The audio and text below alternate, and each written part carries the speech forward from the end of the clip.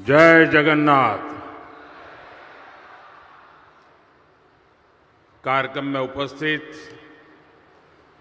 ओडिशा के गवर्नर श्री हरिबाबू, यहाँ के लोकप्रिय मुख्यमंत्री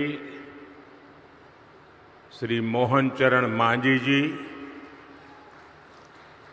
केंद्रीय मंत्रिमंडल के मेरे साथी मंत्रीगण, ओडिशा सरकार के मंत्री, सांसदगण, विधायकगण, उद्योग और व्यापार जगत के प्रमुख उद्यमी साथी,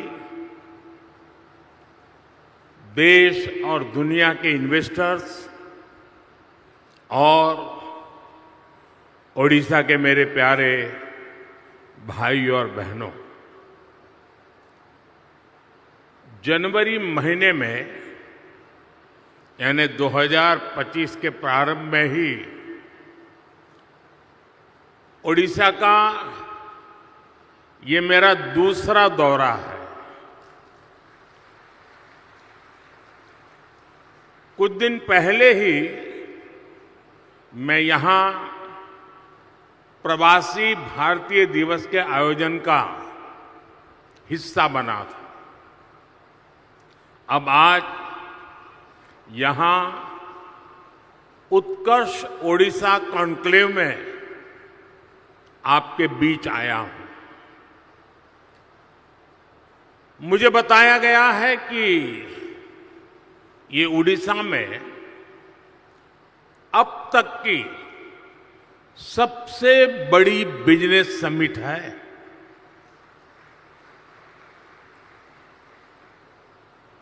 पहले के मुकाबले 5-6 गुना ज्यादा इन्वेस्टर्स इसमें पार्टिसिपेट कर रहे हैं। मैं ओडिशा के लोगों को, ओडिशा सरकार को इस शानदार आयोजन के लिए बहुत बहुत बधाई देता हूं। आप सभी का इस आयोजन में अभिनंदन करता हूं। साथियों, मैं पूर्वी भारत को देश के विकास का ग्रोथ इंजन मानता हूं और ओडिशा की इसमें एक बड़ी भूमिका है। इतिहास साक्षी है, जब ग्लोबल ग्रोथ में भारत की एक बड़ी हिस्सेदारी थी, तब पूर्वी भारत का अहम योगदान था। पूर्वी भारत में देश के बड़े इंडस्ट्रियल हब थे, पोर्ट्स थे, ट्रेड हब थे। ओडिशा की इसमें बड़ी हिस्सेदारी भी थी। ओडिशा साउथ ईस्ट एशिया में होने वाले ट्रेड का प्रमुख सेंटर हुआ करता था। यहां के प्राचीन पोर्ट्स एक प्रकार से भारत के गेटवे हुआ करते थे। आज भी ओडिशा में हर वर्ष बाली यात्रा मनाई जाती है। अभी इंडोनेशिया के राष्ट्रपति जी आए थे और वो तो यहां तक बोल गए कि शायद मेरे डीएनए में ओडिशा है।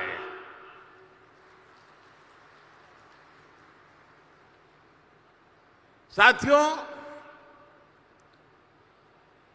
ये ओडिशा उस लेगेसी को सेलिब्रेट करती है जो ओडिशा को साउथ ईस्ट एशिया से जोड़ती है। अब 21वीं सदी में ओडिशा अपनी उस गौरवशाली विरासत को फिर से रिवाइव करने में जुट गया है। हाल में ही सिंगापुर के प्रेसिडेंट ओडिशा होकर गए हैं।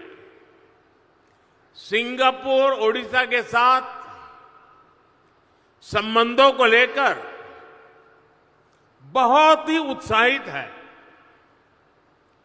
आसियान देशों ने भी ओडिशा के साथ ट्रेड और ट्रेडिशन के कनेक्ट को मजबूती देने में दिलचस्पी दिखाई है। आज इस क्षेत्र में संभावनाओं के इतने द्वार खुल रहे हैं जितने आजादी के बाद पहले कभी नहीं खुले। मैं यहां उपस्थित हर इन्वेस्टर्स का आह्वान करूंगा और हमारे मुख्यमंत्री जी ने जो बात कही मैं इसको दोहराना चाहूंगा। यही समय है, सही समय है। ओडिशा की इस विकास यात्रा में आपका निवेश आपको सफलता की नई बुलंदियों पर पहुंचाएगा और ये मोदी की गारंटी है।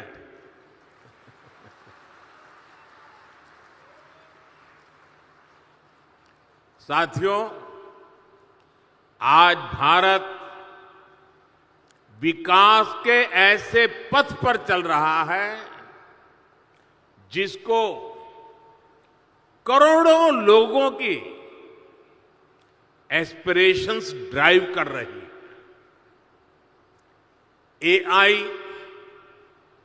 एआई का युग है। आर्टिफिशियल इंटेलिजेंस ही इसकी चर्चा है, लेकिन भारत के लिए तो एआई सिर्फ नहीं, एस्पिरेशन ऑफ इंडिया हमारी ताकत है। और एस्पिरेशन तब बढ़ती है जब लोगों की नीड्स पूरी होती है। बीते दशक में करोड़ों देशवासियों को एम्पावर करने का लाभ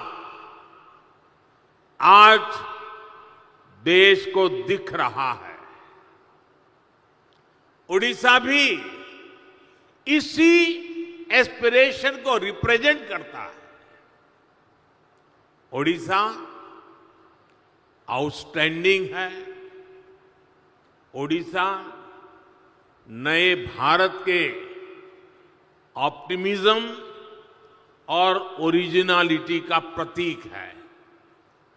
ओडिशा में अपॉर्चुनिटीज भी हैं और यहां के लोगों ने हमेशा आउट परफॉर्म करने का जुनून दिखाया है।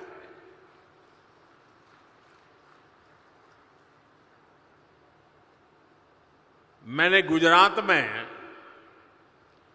ओडिशा से आने वाले साथियों के कौशल, उनकी मेहनत, उनकी ईमानदारी को खुद अनुभव किया है। इसलिए आज जब ओडिशा में नए अवसर बन रहे हैं तो मेरा पक्का विश्वास है ओडिशा बहुत जल्द विकास की उस ऊंचाई पर पहुंचेगा जहां पहुंचने की किसी ने कल्पना तक नहीं की है। मुझे खुशी है कि मुख्यमंत्री मोहन चरण मांझी जी की पूरी टीम उड़ीसा के विकास को तेज गति देने में जुटी है। Food processing, petrochemical, port-lead development, fisheries, IT, edutech, textile, tourism, mining, green energy, ऐसी हर इंडस्ट्री में उड़ीसा भारत के लीडिंग राज्यों में से एक बन रहा है। साथियों, भारत आज बहुत तेज गति से दुनिया की तीसरी बड़ी इकोनॉमी बनने की तरफ आगे बढ़ रहा है। $5 ट्रिलियन इकोनॉमी का पड़ाव भी अब ज्यादा दूर नहीं है। बीते दशक में मैन्युफैक्चरिंग में भी भारत की ताकत सामने आने लगी है। अब भारत की इकोनॉमी के विस्तार के दो बड़े पिलर हैं। एक हमारा इनोवेटिव सर्विस सेक्टर और दूसरा भारत के क्वालिटी प्रोडक्ट्स। देश की तेज प्रगति सिर्फ रॉ मटेरियल के एक्सपोर्ट पर संभव नहीं है। इसलिए हम पूरे इकोसिस्टम को बदल रहे हैं, नए विजन के साथ काम कर रहे हैं। यहां से मिनरल निकले और फिर एक्सपोर्ट होकर के दुनिया के किसी देश में पहुंचे, वहां पर वैल्यू एडिशन हो, कोई नया प्रोडक्ट बने और फिर वो प्रोडक्ट भारत में वापस आए। ये ट्रेंड मोदी को मंजूर नहीं है।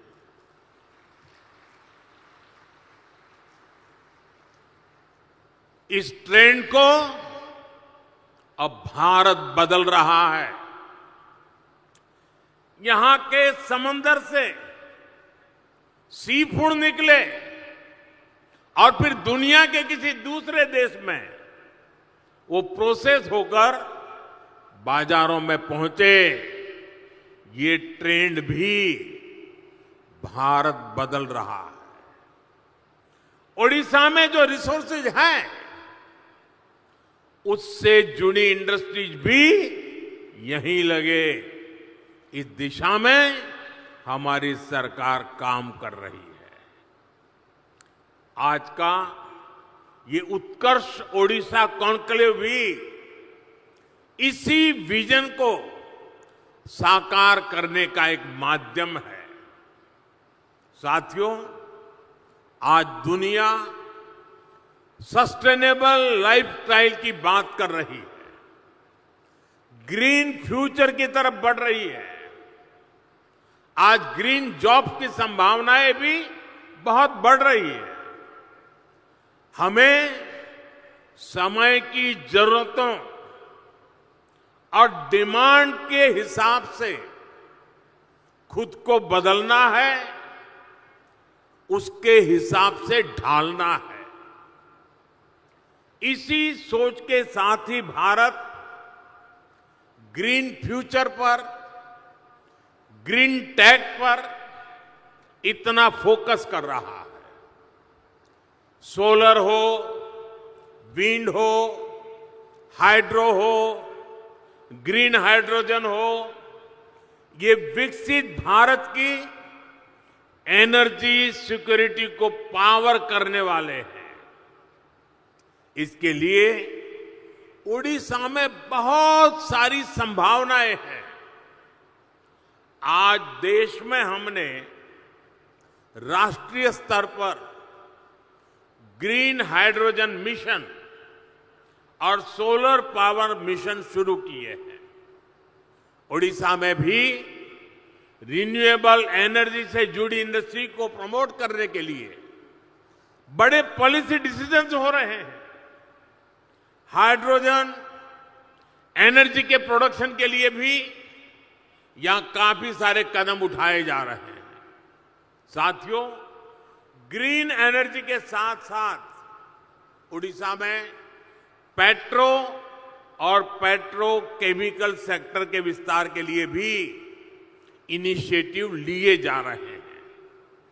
पारादीप और गोपालपुर में डेडिकेटेड इंडस्ट्रियल पार्क्स और इन्वेस्टमेंट रीजन्स बन रहे हैं। इस सेक्टर में भी इन्वेस्टमेंट के लिए बहुत अधिक संभावनाएं हैं। मैं उड़ीसा सरकार को बधाई दूंगा कि उड़ीसा के अलग अलग रीजन की संभावनाओं को देखते हुए वो तेजी से निर्णय ले रही है, नया इकोसिस्टम विकसित कर रही है। साथियों, 21वीं सदी के भारत के लिए ये दौर कनेक्टेड इंफ्रास्ट्रक्चर का है, मल्टी मॉडल कनेक्टिविटी का है। जिस स्केल पर, जिस स्पीड से भारत में आज स्पेशलाइज्ड इंफ्रास्ट्रक्चर का निर्माण हो रहा है, वो भारत को इन्वेस्टमेंट का शानदार डेस्टिनेशन बना रहा है। डेडिकेटेड फ्रेट कॉरिडोर से ईस्ट और वेस्ट की कोस्टलाइन को कनेक्ट किया जा रहा है। देश का एक बड़ा हिस्सा जो लैंडलॉक था, उसको भी अब समंदर तक तेज एक्सप्रेस से मिलने लगी है, तेज एक्सेस मिलने लगी है। आज देश में दर्जनों ऐसे इंडस्ट्रियल शहरों का निर्माण किया जा रहा है जो प्लग एंड प्ले सुविधाओं से लैस होंगे। उड़ीसा में भी ऐसी ही संभावनाओं को बढ़ाया जा रहा है। यहां रेलवे और हाईवे नेटवर्क से जुड़े हजारों करोड़ रुपए के प्रोजेक्ट चल रहे हैं।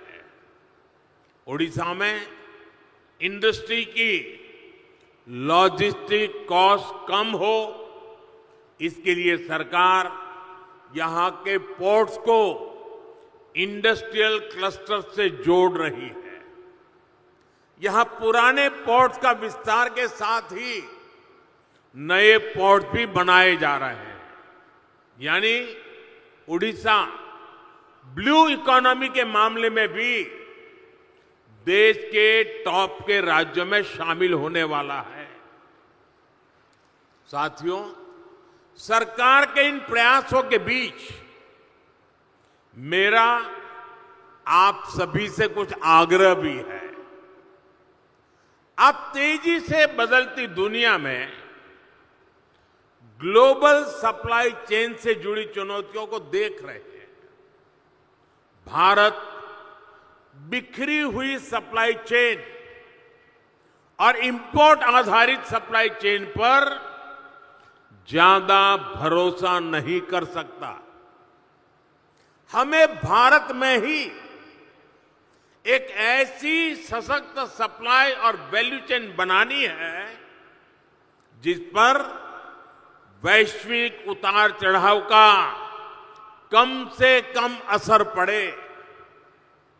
ये सरकार के साथ साथ इंडस्ट्री का भी बहुत बड़ा दायित्व है। इसलिए आप जिस भी इंडस्ट्री में हैं, उससे जुड़े एमएसएमईज को सपोर्ट करें, उनकी हैंड होल्डिंग करें। आप ज्यादा से ज्यादा युवा स्टार्टअप को भी सपोर्ट करें। साथियों, आज कोई भी इंडस्ट्री नई टेक्नोलॉजी के बिना ग्रो नहीं कर सकती। ऐसे में रिसर्च और इनोवेशन बहुत जरूरी है। सरकार देश में रिसर्च से जुड़ा एक बहुत वाइब्रेंट इकोसिस्टम बना रहा है। इसके लिए एक स्पेशल फंड भी बनाया गया है। इंटर्नशिप और स्किल डेवलपमेंट के लिए एक स्पेशल पैकेज घोषित किया गया है। इसमें भी इंडस्ट्री खुलकर आगे आए, सरकार के साथ मिलकर काम करे, ये सभी की अपेक्षा है। जितना बड़ा और बेहतरीन भारत का रिसर्च इकोसिस्टम होगा, स्किल्ड यंग पूल होगा, हमारी इंडस्ट्री को इससे सीधा फायदा होगा। मैं इंडस्ट्री के सभी साथियों, ओडिशा सरकार से कहूंगा कि आप सभी मिलकर यहां एक आधुनिक इकोसिस्टम का निर्माण करें। एक ऐसा इकोसिस्टम जो ओडिशा के एस्पिरेशन के साथ चले, यहां के नौजवानों को नए मौके दे। इससे ओडिशा के नौजवानों को यहां पर ही जॉब्स के ज्यादा से ज्यादा अवसर मिलेंगे। ओडिशा समृद्ध होगा, ओडिशा सशक्त होगा, ओडिशा का उत्कर्ष होगा। साथियों, आप सभी दुनिया भर में जाते हैं, दुनिया भर के लोगों से मिलते हैं। आज दुनिया में भारत को जानने समझने की उत्सुकता आप चारों तरफ अनुभव करते हैं। भारत को समझने के लिए ओडिशा एक बेहतरीन डेस्टिनेशन है। यहां हजारों वर्ष की हमारी हेरिटेज है, हिस्ट्री है। आस्था, आध्यात्म, घने जंगल, पहाड़, समंदर, हर चीज के दर्शन एक ही जगह पर होते हैं। ये राज्य विकास और विरासत का अद्भुत मॉडल है। इसी भाव के साथ ही हमने G20 के कल्चर से जुड़े इवेंट उड़ीसा में रखे थे। कोणार्क सन टेम्पल के चक्र को हमने G20 के मेन इवेंट का हिस्सा बनाया था। उत्कर्ष ओडिशा में हमें ओडिशा के इस टूरिज्म पोटेंशियल को भी एक्सप्लोर करना है। यहां की 500 किलोमीटर से लंबी कोस्टलाइन, 33% से ज्यादा का forest cover, eco tourism, adventure tourism की अनंत संभावनाएं आपका इंतजार कर रही है। आज भारत का फोकस है वेट इन इंडिया। आज भारत का मंत्र है हील इन इंडिया। और इसके लिए ओडिशा का नेचर, यहां की प्राकृतिक सुंदरता बहुत मददगार है। साथियों, आज भारत में कॉन्फ्रेंस टूरिज्म का भी बहुत पोटेंशियल बन रहा है। दिल्ली में भारत मंडपम और यशोभूमि जैसे वेन्यू, इसके बड़े सेंटर बन रहे हैं। भुवनेश्वर में भी बहुत बढ़िया कन्वेंशन सेंटर का लाभ मिल सकता है। इसी से जुड़ा एक और नया सेक्टर कंसर्ट इकोनॉमी का है। जिस देश में म्यूजिक, डांस, स्टोरी टेलिंग की इतनी समृद्ध विरासत है, जहां युवाओं का इतना बड़ा पूल है, जो कंसर्ट्स का बहुत बड़ा कंज्यूमर है, वहां कंसर्ट इकोनॉमी के लिए अनेक संभावनाएं हैं। आप देख रहे हैं कि बीते 10 सालों में लाइव इवेंट्स का चलन और डिमांड दोनों बड़े हैं। पिछले कुछ दिनों में आपने मुंबई और अहमदाबाद में हुए कोल्ड प्ले कॉन्सर्ट की शानदार तस्वीरें देखी होगी। ये इस बात का प्रमाण है कि लाइव कॉन्सर्ट्स के लिए भारत में कितना स्कोप है। दुनिया के बड़े बड़े कलाकार, बड़े बड़े आर्टिस्ट भी भारत की तरफ आकर्षित हो रहे हैं। कंसर्ट इकोनॉमी से टूरिज्म भी बढ़ता है और बड़ी संख्या में जॉब्स क्रिएट होती है। मेरा राज्यों से, प्राइवेट सेक्टर से आग्रह है कि कंसर्ट इकोनॉमी के लिए जरूरी इंफ्रास्ट्रक्चर पर फोकस करें, जरूरी स्किल्स पर फोकस करें। इवेंट मैनेजमेंट हो, आर्टिस्ट की ग्रूमिंग हो, सिक्योरिटी और दूसरे इंतजाम हो, इन सभी में नई संभावनाएं बन रही है। साथियों, अगले महीने ही भारत में पहली बार वर्ल्ड ऑडियो विजुअल समिट यानी वेव्स होने वाली है। ये भी एक बहुत बड़ा आयोजन होगा। ये भारत की क्रिएटिव पावर को दुनिया में नई पहचान दिलाएगा। राज्यों में इस तरह के इवेंट से भी जो रेवेन्यू जनरेट होता है, जो परसेप्शन बनता है, वो भी इकोनॉमी को आगे बढ़ाता है। और ओडिशा में भी इसकी बहुत संभावनाएं हैं। साथियों, विकसित भारत के निर्माण में ओडिशा की बड़ी भूमिका है। ओडिशा वासियों ने समृद्ध ओडिशा के निर्माण का संकल्प लिया है। इस संकल्प की सिद्धि के लिए केंद्र सरकार की तरफ से हर संभव सहयोग मिल रहा है। ओडिशा के प्रति मेरा स्नेह आप सब भली भांति जानते हैं। प्रधानमंत्री के तौर पर ही मैं यहां करीब करीब 30 बार आ चुका हूं। आजादी से अब तक जितने प्रधानमंत्री होंगे वो सब मिलाकर के जितनी बार आए होंगे उससे मैं ज्यादा बार ओडिशा आया हूं। ये आपका प्यार है। यहां के ज्यादातर जिलों में जा चुका हूं। मुझे ओडिशा के सामर्थ्य पर भरोसा है, यहां के लोगों पर भरोसा है।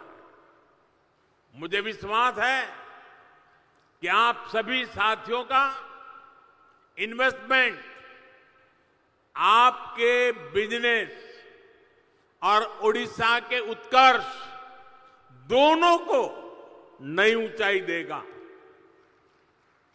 मैं फिर एक बार इस शानदार आयोजन के लिए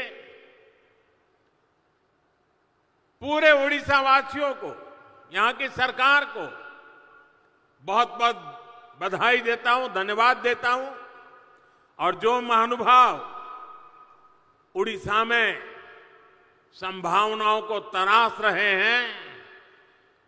रहे हैं, मैं उनको विश्वास दिलाता हूं, उड़ीसा सरकार और भारत सरकार पूरी ताकत से आपके साथ खड़ी है। फिर एक बार आप सबको बहुत बहुत शुभकामनाएं, बहुत बहुत धन्यवाद।